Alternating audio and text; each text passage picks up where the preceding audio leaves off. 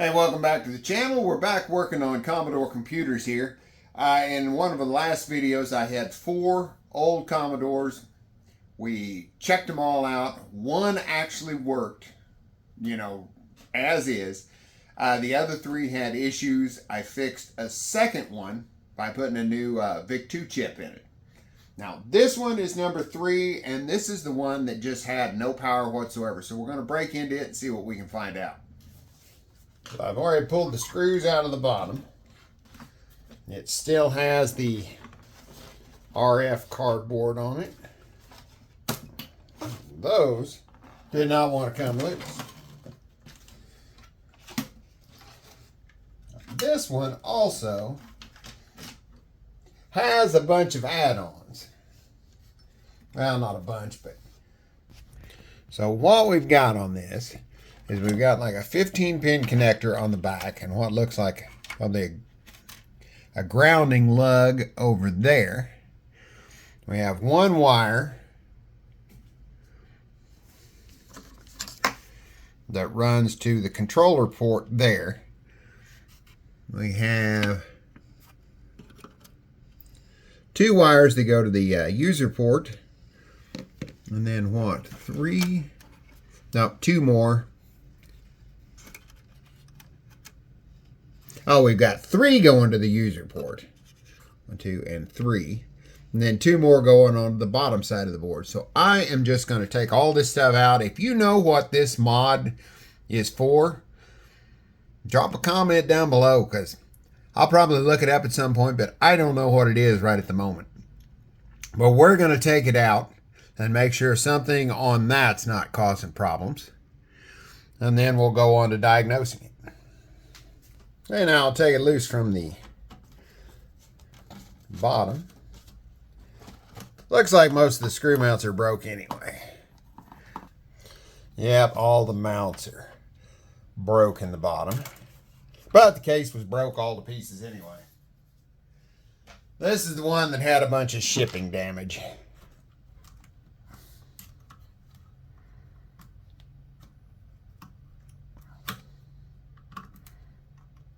And there's the shield off the bottom. And all of the connections were on the user port.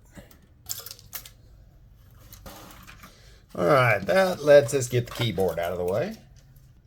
All right, got all the wires pulled out. Made sure there wasn't any solder spillage from anything, from one connection to another. Got the power and the video signal hooked up. No input. We'll turn it on. Now see, we are getting something this time because the monitor is sensing a signal, but it's not coming up with the screen. Okay, I hooked the LED on the keyboard back up just to see if I was getting power there, and the light lit up just barely. So I think we've got a power problem here. I wonder if it's the switch. Look at that. It's apparently just the power switch on this one. I pulled up on it a little more with my finger and it popped right up.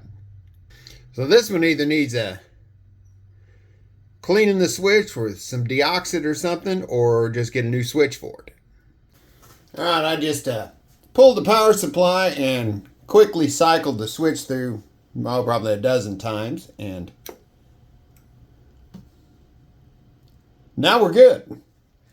Now I went ahead and looked on eBay, TOTS Retro, which I've ordered like my dead test cartridge for the 128 from them. So they have new switches. I ordered 3 of them in case I need some more. They're like $5 a piece.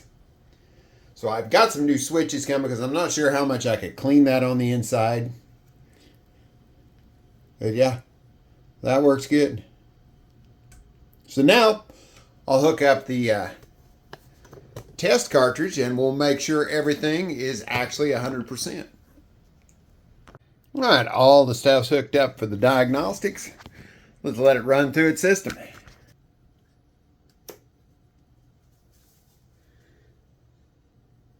Yeah, that switch is still not good. Okay, that's interesting. I hooked everything up, tried it, got a black screen again, like the power switch wasn't working.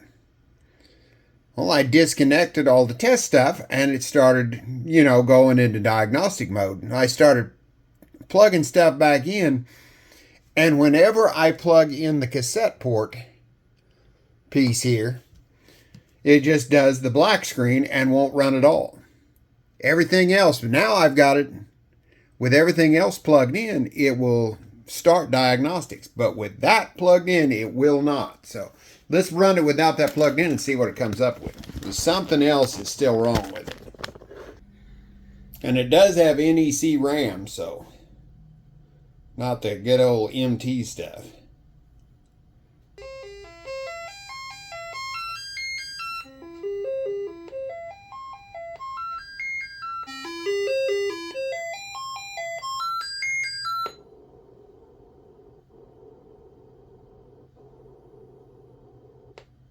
Okay, it's showing the cassette port's bad, which that makes sense because it's not plugged in. It also showed the interrupt bad. And my 26526, which I don't believe that. Let me clean up the contacts on this cassette port. They're pretty nasty looking. Maybe it's not making good contact there. Alright, cleaning up the contacts didn't help. So now it's time to go to the schematics. So there's something wrong with that cassette port that's causing this thing not to fire up. So I need to find out what everything does on the pins there. I haven't messed with the cassette port much on these. Normally it's RAM or the PLA or something like that that's wrong. I'll go see what all that's hooked to. Okay, we're ready to do a little more testing. I've looked through the schematics a bit. Still sitting here running the diagnostic program on the side. Still getting the same results. Wanted to go ahead and make sure everything is right with the power switch, since it was giving us problems, earlier. So we're going to check from here to the other side of the fuse, and that should give us 9 volts AC. 9.63, we're good. And we'll switch this over to DC and check from this connection to ground. That should be 5 volts, 4.88. Good there. So the switch is working. Fuse is good. Since this all seems to be centered around that cassette port, I've been doing some more probing there. And this pin here helps if I turn the computer on. This pin here should be 5 volts. And it's 4.75, so we're good. Now the next pin, I was thinking it should read like 9 volts, but that's only if the cassette motor is running. But it is running 1.7 volts. And I kind of thought that was suspect. And it's getting the same thing off your transistor over here. So I thought that was suspect, so I went ahead and hooked up a different, I plugged in one of my other boards and checked it. It reads the same thing. So the voltage there is not a problem. Then I hooked up the logic probe and pin your cassette read, cassette sense, and cassette write, I believe it is. Hook straight to the 6510. And on power up, they should be 1, 2, 3, 4. Should be high. That one and that one. So that's correct. So now let's hook up the test deal. Because hooking this up is what drags the whole system down. Okay, now let's check our voltages again. This one's still your 5. Yep, that's working. This one, like before, it was like 1.7. Now it's up to 6.3 volts. Same on the transistor. So I wondered about that. And I went and hooked up the other board. And without this on there, it was reading, the two boards were reading just the same. But when you put this test connector on the known good board, instead of going up to 6.3 volts, this thing goes down to like 100 millivolts. So there's an issue on the voltage there.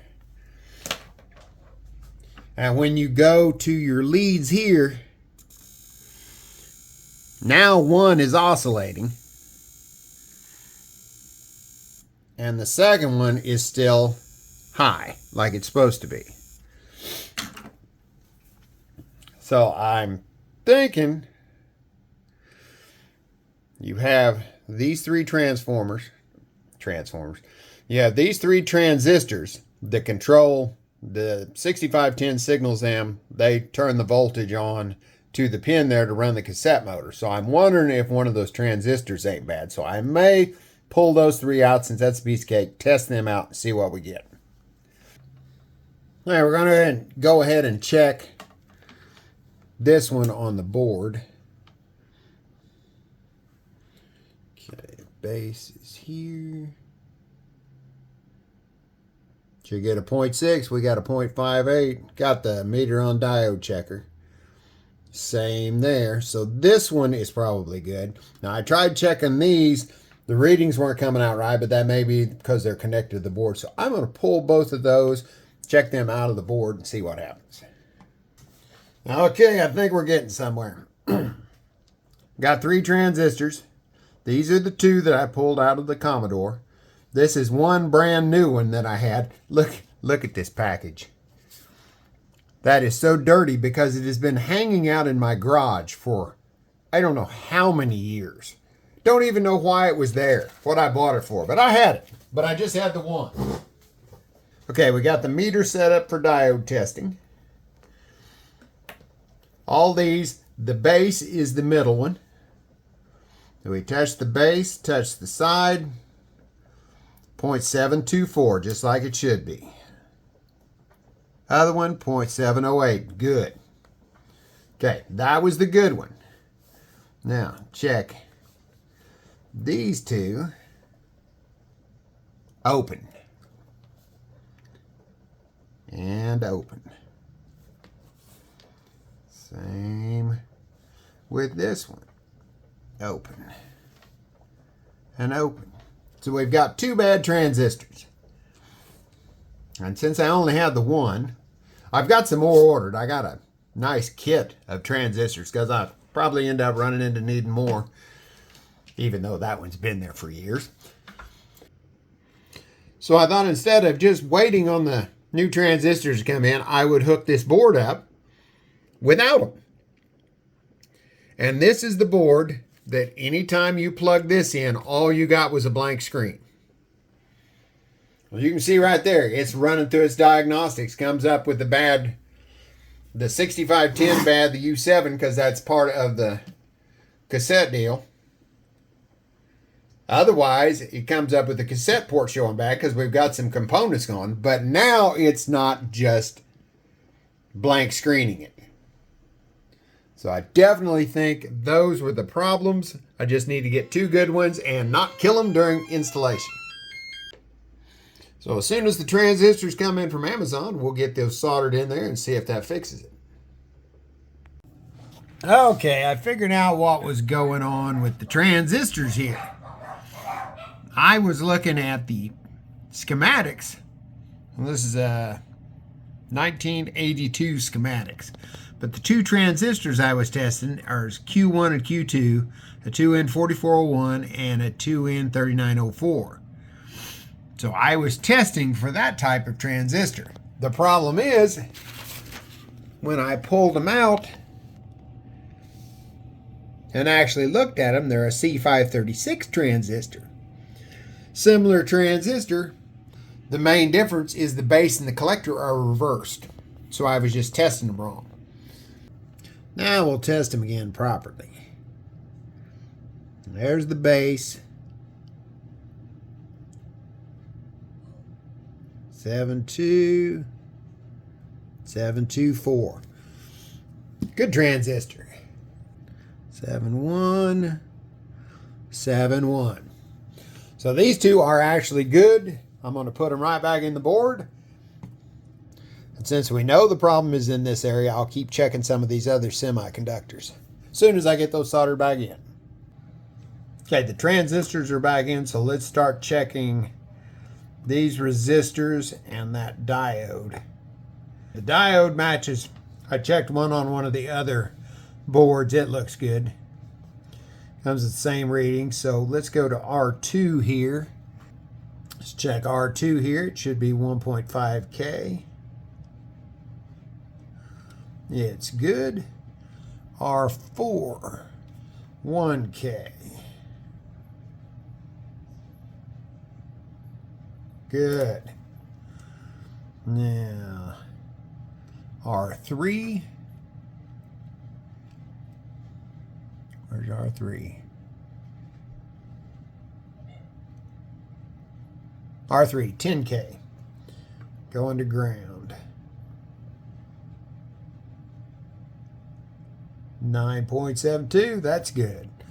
And R1 should be 3.3.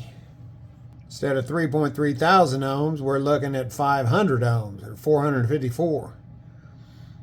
That may be a problem. And that goes from the positive 5 volt to the cassette sense and down to pin 25 of the 6510. I think we need to change that out. Did some digging. Had some 3.3K resistors, so we'll get that swapped. It was not the resistor itself, the pull-up resistor R1 there. I pulled that out. The resistor measures right. Even put a new one in just for the fun of it. We'll turn the computer on. Now what we get is there's your 4.8 coming into the pull-up resistor. On the output, okay, now we're showing 4.3 on the other side of the resistor. 4.8 there, 4.3 there, 4.3 all the way to the pin on the 6510. Now, just a minute ago, I kept getting like 3.7 volts. So something is causing a voltage drop there, and I mean that hooks straight to the pin there.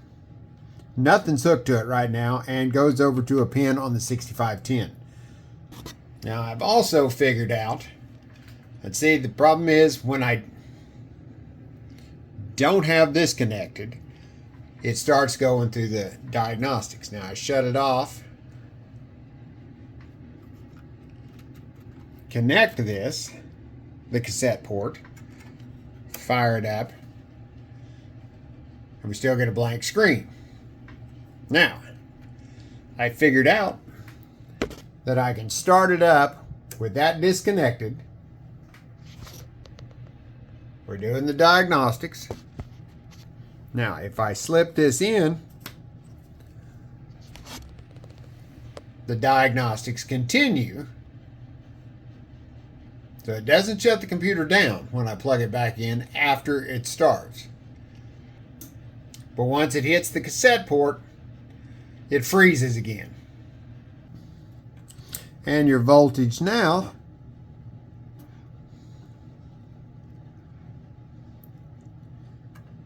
is down in the millivolt range. So I've checked everything else on there. The cassette sense is the only one. It's got a voltage drop, and it goes straight from the pull-up resistor to the 6510. And it's got a voltage drop. The cassette read doesn't go to the 6510, but it also goes up through this relay pack there, and it's showing full voltage. So I didn't want to do it, but I'm going to pull the 6510, put a socket in there, and swap out another good one. See if that does it. Everything on the cassette goes to the 6510. It controls the, well, it turns on the motor, does the sense, does the write. I mean, it pretty much runs the cassette drive. So we're going to swap it out. Hey, the old 6510 came out no problem. Now we're ready to put the, cleaned it up with alcohol. Now we're ready to put the new socket in. Okay, I got the socket and the new 6510 in there. Let's see if it'll fire up. Because before I put all the test equipment on, I'm going to check the voltage on that pull-up. See if it's got a voltage drop like it did before. That's a good first sign. All right, let's check the voltage. I remember when I checked it a while ago, there was a drop from one side of this resistor to the other. 481. 481. Look at that. All right, let's hook up the test rig. Okay, everything's hooked up. Let's power on. And before this is where it would just be a blank screen. Hey, look at that. Now let's see if it makes it all the way through.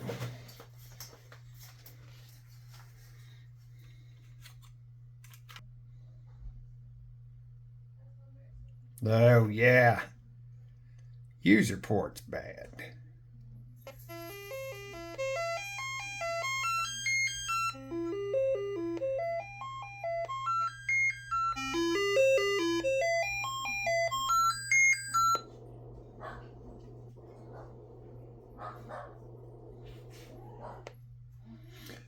Well, that's progress, but we've still got an issue with it.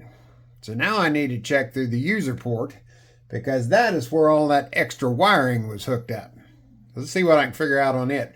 But that did fix the issue with the cassette port. Check this out. We are now 100%.